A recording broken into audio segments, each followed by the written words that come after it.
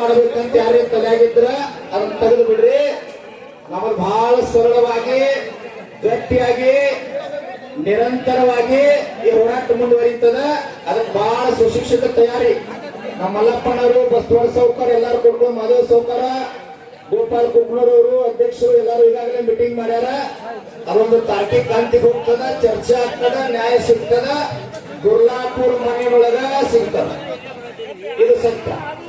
ಆದ್ರ ಒಂದು ಮಾತು ಎಲ್ಲರಿಗೂ ವಿನಂತಿ ಮಾಡ್ಕೊಳ್ತೀನಿ, ನಮ್ಮಲ್ಲಿ ಧರ್ಮದ ಬಗ್ಗೆ ಚರ್ಚೆ ಮಾಡುವಂಗಿಲ್ಲ, ಜಾತಿ ಬಗ್ಗೆ ಮಾಡಂಗಿಲ್ಲ,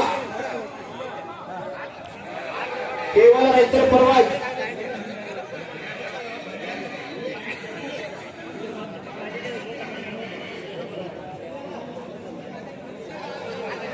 ಅಖಿಲ ಭಾರತ ವಿದ್ಯಾರ್ಥಿ ಪರಿಷತ್ ಮೂಡಲಿಯಿಂದ 1,000 ವಿದ್ಯಾರ್ಥಿಗಳು ಬೆಂಬಲ ಕೊಡ್ಲಿಕ್ಕೆ ಬಂದಾರ. ಜೋರಾದ ಚಪ್ಪಾಳೆ ಮೂಲಕ ಸ್ವಾಗತ ಮಾಡ್ತಾರೆ.